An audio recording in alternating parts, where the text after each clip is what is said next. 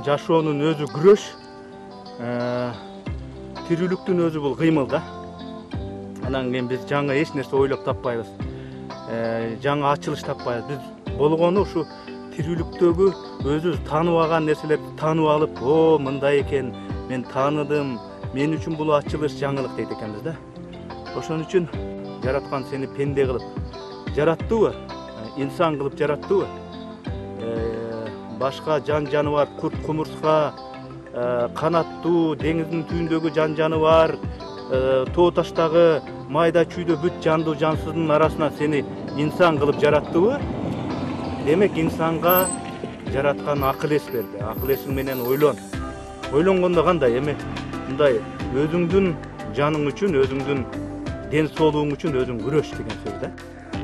Кээде велосипед менен жүрөм атайлап.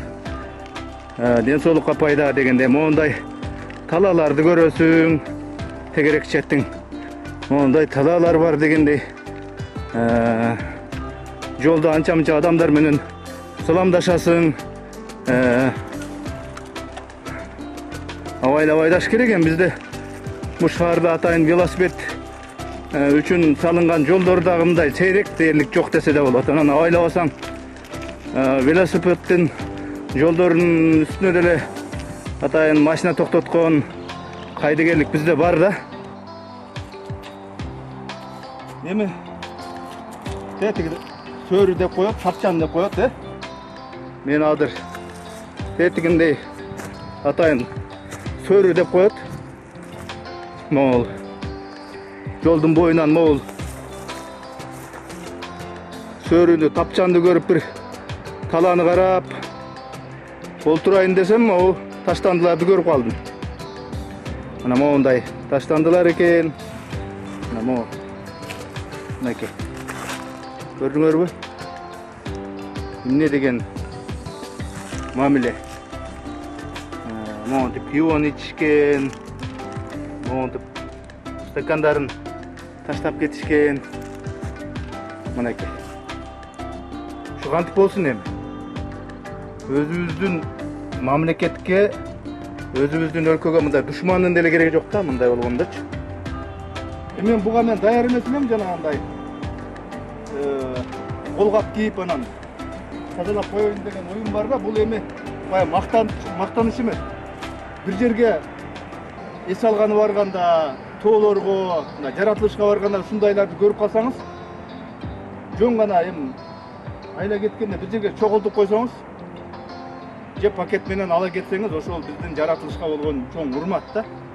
Мен эми кандай кылайын, аракет кылайын бир жерге чогултканга.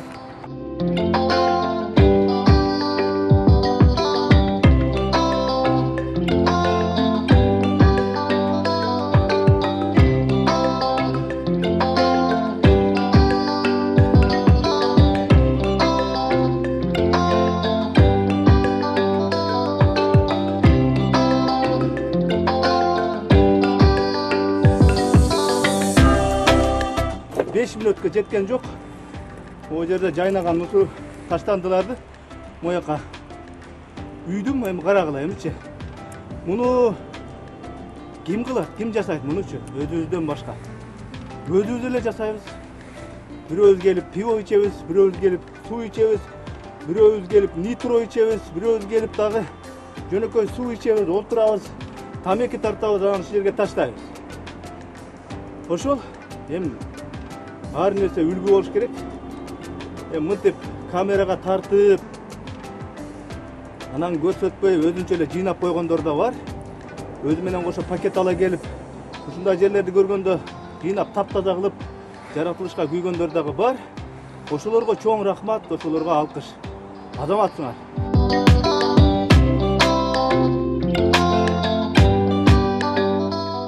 Веломаданиятты бир жайылсак жакшы болмок. Анткени ушу Бишкекти карасаңыз үстүн эң кир булган шаарлардын катарында биринчи алдыңкы орунга чыктык го ушул Бишкектеги абанын булганышы боюнча. Бул деген эми бир чети велосипедке өтсөк деле жаман болмок эмес, бирок ал үчүн элде өзүнчө маданият болуш керек. жасалма калп эле мени эл велосипедчен жүрөт экен деп таң калсын, карапайым экен, жөнөкөй экен деп мындай мактасын деп эмес, чындап эле бул мунун өзү муктаждык болуш керек. Мунун өзү ушул экологияга болгон мындай бир жакшы мамиле катары ушундай кабылданыш керек да. Буюрса ошого аракет кылышыбыз керек. Жайдын бир жок, көздүн бир гана болурай, келдиң ай, адыры гана толур эсимде деп ырдаганча кетсең көңүлдүү болот да, унчукпай эле велосипедте кетип атам десең мындай зеригип да кетесиң. Кичине көңүлдүү позитив менен жашоо мага бир берилген белектеп дегендей позитив менен жүрүш керек да жашаганга. Парламент шайлоону өтөт кетет.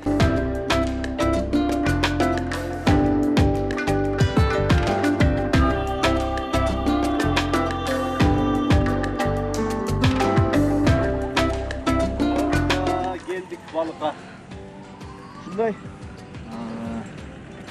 ушул көл мына көрүп аткан өзүңүздөр. Мен түшөйүн эми велосипедтен. Көпчүлүгү мындай түшүнө бербейт. Ушу балык кармагандын эмнеси рахат депчи. Азыр эмнеси рахат экенин азыр мен көрсөткөнгө аракет кылам да.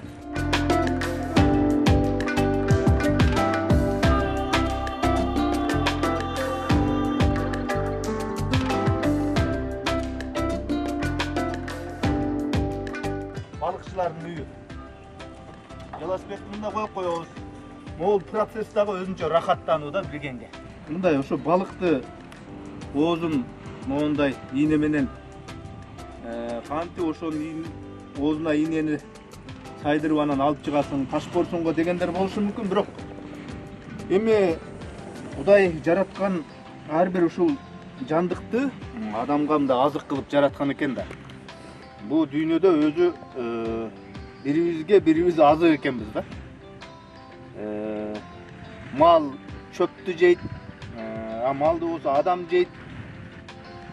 Анан ошондой кылып бирине бири азык экен да. Анан өмүр бүтүп өлүмгө жакындап бу дүйнөгө кеткенде биздин денебизди ким жейт? Курт кумурскалар жейт. Ушул сууда кыймылдаганда өзүнчө рахат да, могул кыймылдап балык тартканда могул өзүнчө рахат. Эми кеттик, эми жүргүлөм, тиги немеге баралычы. Көрөбүз түшөбү, түшпөйбү? Мен үчүн балык сөзсүз эле түшүш керек эмес. Жөн гана ушундай мындай күзгү пейзаж, тынчтык, мемиреген тынчтык, суу мелмилдеп турат. Тетиги жерде дарактар, анан дарактын фонунда, көлдүн фонунда мына мен дегендей. Ошонун баарын карап отурам, анан азыр көл жанды тактым, азыр ыргытабыз. Алтын балык тутам деп ишендире албайм, бирок азыр эми көрөбүз да. Түшсө түшөт, түшпөсө жок. Кете беребиз, эч кимге таарма жок.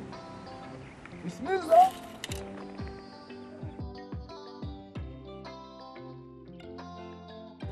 Кыймыл татты окшойт. Эчтеке жок. Бирок мындай рахаттанып сүйүндүм да. Балык түшүп калды экенин ошо могу кыймылдаганда кадимкидей нервиң эсе алат. Компьютер карап, Facebook карап, Instagram карап, кечке интернеттен компьютердин астынан жылбаган могу нервтериңдин баарын эс алдырат да ошончо. Сөзсүз эле балык тутуш максат эмес. Дагы бир жолу эми силер деле ичиңерден тилеп атасыңар да, ылайым балык түшпөсө экен, байкуш балыктын оозун жырып, жанагындай ийне менен сайып алып чыкпаса экен деп. Мейли ошондой болсо болсун эми. Ушул жагы деле бизге болот да.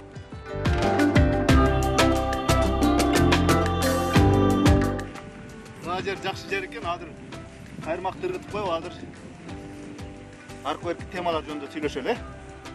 Үчүнчү жолу мына.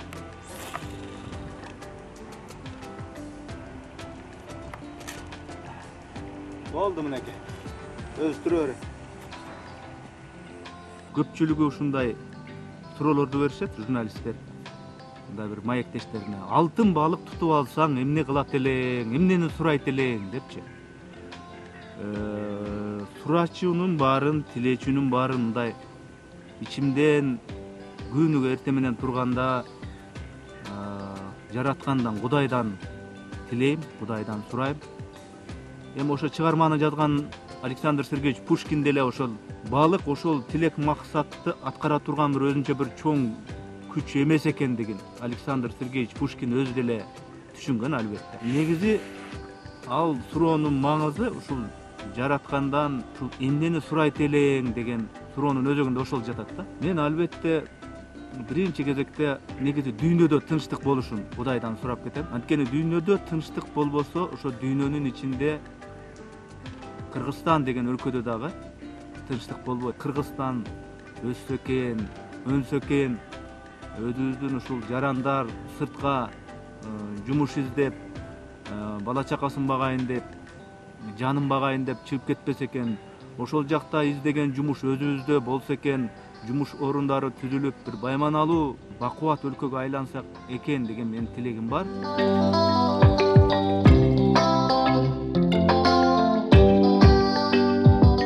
Пушкиндин алтын балык деген жомогунан бир кичине саптарды окуп берейинби? Окуп берейинби? Окуп берейин. Көк деңиздин боюнда бир кемпир чал болуптур. Жер тамдаалар турганга 33 жыл толуптур. Чал бир күнү эртелеп деңизге барып тор салса, илип чыкты бир балык. Жөн балыкка окшобойт, алтын экен караса. Кишиче сүйлөп жалынып, алтын балык кеп айтат: "Кое бер мени абышка, мен деңизге кетейин. Кунуң үчүн мен сага каалаганың берейин." Болду, эми токтотоюн, ушу жагын.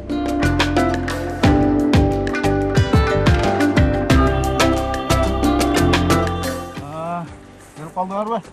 Келе бергиле. Тартылы берсин ушундай деле. Мейли. Эми анча-мынча ушундай кылабыз да. Мынау чуркаганга мындай жакшы бут кийим болбосо кадимкидей эле жүрөсүң да. Анан ошого азыр кээде ушинтип чуркап коебуз. Мына 44төн өтүп баратабыз. Кадимкидей организмдеги анча-мынча мындай көп онтуп отура бербе, жата бербе, уктай бербе, кичине кыймылда бол деген мындай сигналдар келе баштады. Эмитен эле. Анан ошого мынандай жакшы бут кийим болбосо ушинтип чуркайбыз. Мындай мен мындай шаардын ичинде эмес. Эми үйүм шаардын сыртында болгондуктан мындай кылып ачык, мындай даркан талааларда, дыйкан талааларда ушуну бойлой чуркаганды жакшы көрөм. Албетте мындай улай боталада эмес, мындай күн ачыктарда чуркап коебуз дегендей да. Бисмилла.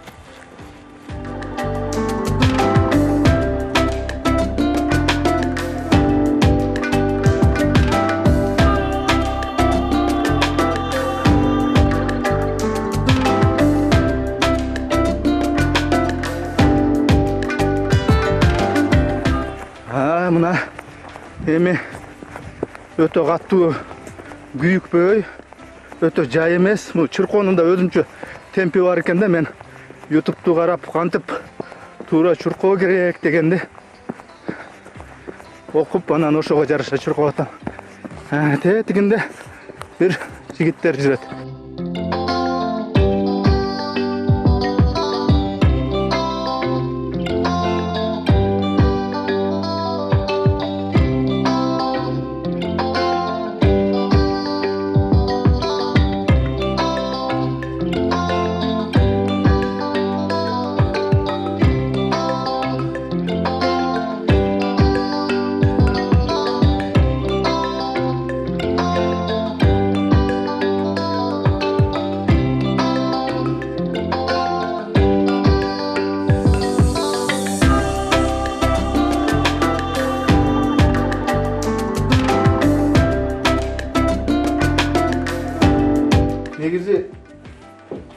негизи ушул Айтматовду качан окуба,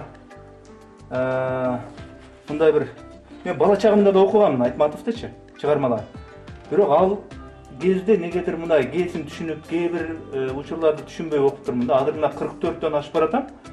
Азыр Айтматовдун мага башкача ааламы ачылып атат да. Өзүнчө ошол эле окуган чыгармаларында, ошол эле окуган китептеринде. Анан Айтматовдун чыгармаларынын баардыгын мен интернеттеги YouTube каналыма башка элдер дагы уксун деп жайгаштырып койгом. Анткени азыркы ушул жанталашмай заман, базар, соода, көртүрлүк ушундай бир заманда ким эле азыр отуруп алып жайбаракат китеп окусун. Эми китеп окуган киши сейрек да, ошон үчүн ошол базарда болобу, бир тикмечилик кылып же үтүктөп аткан болобу, же болбосо башка бир жумуштарды кылып жүргөн болобу, ошону атайын наушник деп кулакчын деп коебу, ошону кулагына тагып алып туруп, мен окуп берген даяр аудиолорду окуй берсин деген ниетте мына Айтматовдун чыгармаларынын баардыгын YouTube каналыма көчүрүп койгонмун. Уксаңыздар болот. Кадимкидей эле мындай образга кирип окуйм. Азыр тиги жерде студиям бар, башка бөлмөдө. Азыр кичине жарык өчүп калыптыр да. Электр жарыгы үнөмдөгү эле абыл деп атпайбы. Анан күйгөндөн кийин өзүнчө дагы ошол чакан студия менен тааныштырам. Азырынча бул менин китепканам. Бул жердеги турган баардык китептер китепканам. Үй бүлөмдөгү ошо бала чакамдын китептери дагы бар, келинчегимдин китептери да бар, өзүмдүн дагы могу китептерим бар. Ошонун ичине мына Чыңгыз Айтматовдун бул жерде кайсы чыгармасы экен? Ак кеме экен. Ошондон бирөөсүн да окуп берейин, мынеке.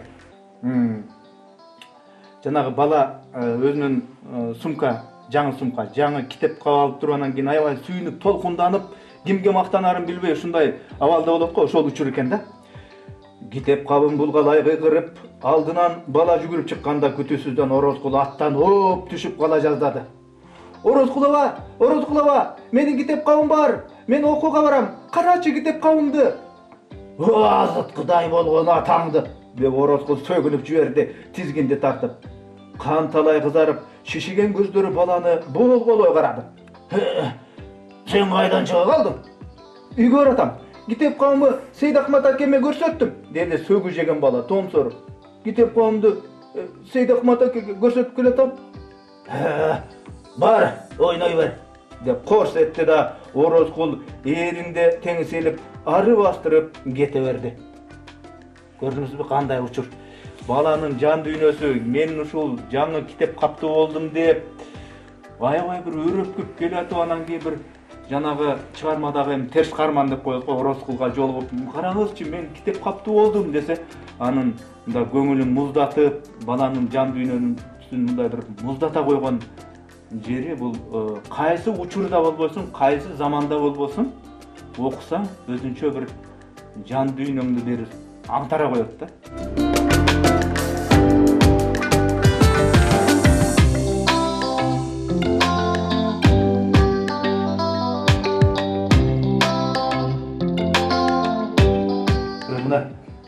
Биздин электр жарыгыбыз да күйдү, кудай жолго. Мына көрсөтөйүн. Мынакей. Мына бул мен жанагындай аудио китептерди даярдап аткан ишканам деп коем, же эмне деп коем, ошол. Көз айнек тагынча эмес элем, очкитана баштадым дегендей.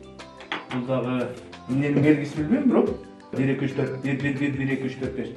Бул ошол үндү тазалап бере турган өзүнчө бир ушул оокат экен. Бул болсо ошол үндү тазалай турган өзүнчө мындай программа экен. Adobe Audition дейт.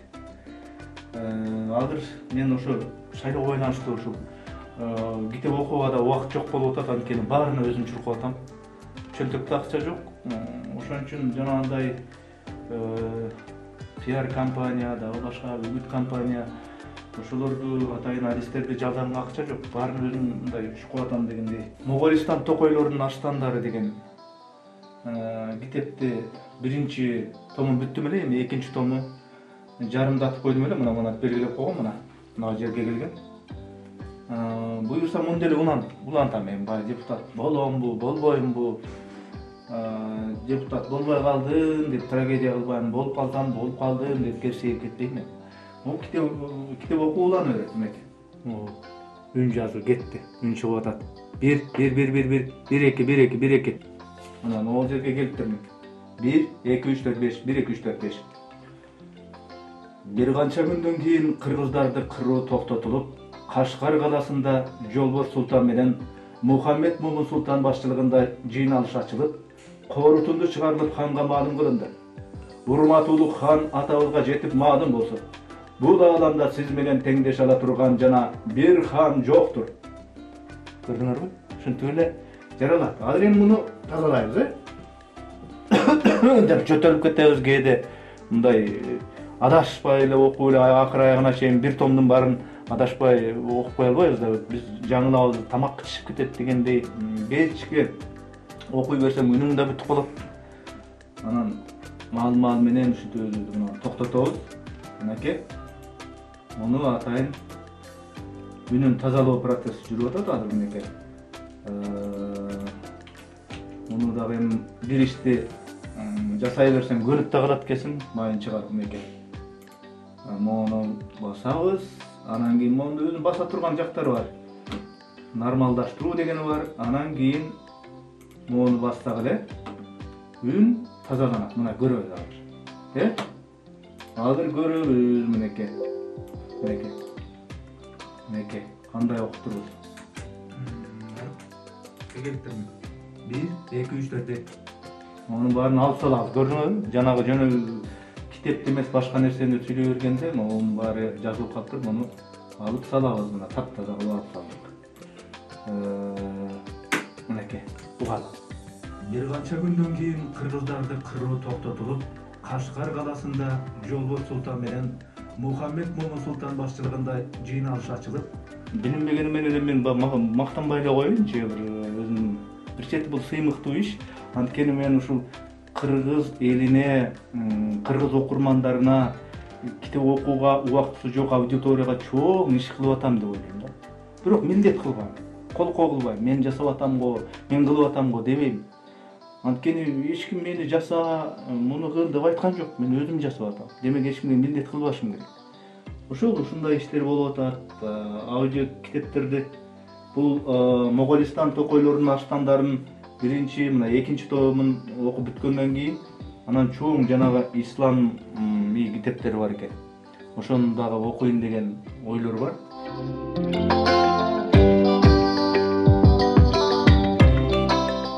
Үч түп Шабдалы көчөтүн бир багбан акем Манас Саматов деген ушул багбан, профессионал багбан, агрардык тармакта аябай мындай бир креативдүү ойлонгон, мен сыйлаган инсандардын бири. Ошол Манас агайдан алдым эле ушул 3 көчөттү. Анан биринчи жылы анча түшүнберген жок, экинчи жылы аябай түшүн берди. Эмнени эксең ошонун түшүмүн аласың деген ченеке. Ошол шабдарларды үй бүлө менен чогуу бышканда аябай жедик. Бүчүр алганда өзүнчө сүйүндүк. Андан кийин жалбырагын чыгарды. Анда өзүнчө сүйүнүч тартуулады. Гүлдөдү, гүлдөгөндө өзүнчө сүйүндүк. Гүлдөп калыптыр шабдалыбыз деп. Андан кийин мөмө байлады. Мөмө байлагандан кийин көгөрө баштады. Көгөргөндөн кийин анан бир саргарып, анан кызарып, анан бир чоңоюп, анан ошентип чоңой баштап, аябай соону булуп, мезгили жетип, толуп бышты. Анда аябай тамшанып жедик. Аябай Кудайга ыраазы болуп жедик. Бул деген сөз ар нерсенин өзүнүн убагы бар деген сөз да. Ошол эле учурда инсандын дагы баягы баштапкы балалык чагы болот. Анан кийин өспүрүм курак, андан кийин баягы жигит болот. Жигиттен кийин андан өтүп баягы эр болот дегендей. Анан жашамал адам болот. Анан улгая баштайт. Ошентип ар убактын өзүнүн баягы мөмө берчү, гүлүн төкчү, түшүмүн берчү учуру болот экен адамдын дагы. Ошол анан кийин ар бир нерсеге топук кылыш керек экен, барга дагы, жокко дагы.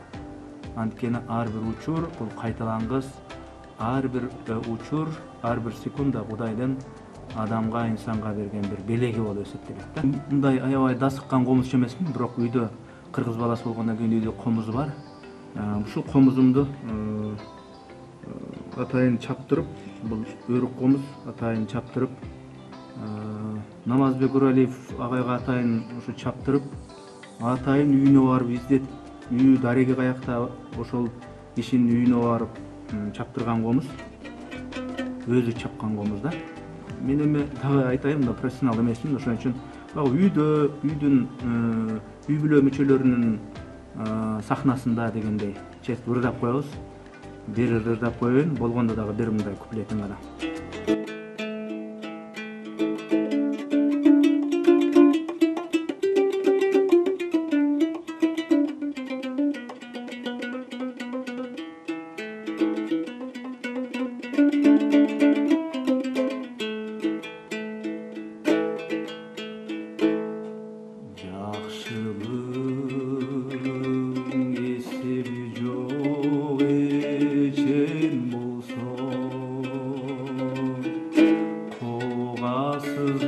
Ömür sürüesen bolson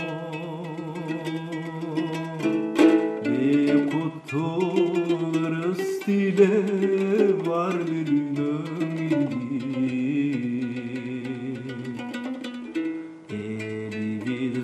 ıntımaktun ay eldim bolson elimdin ıntımağın ay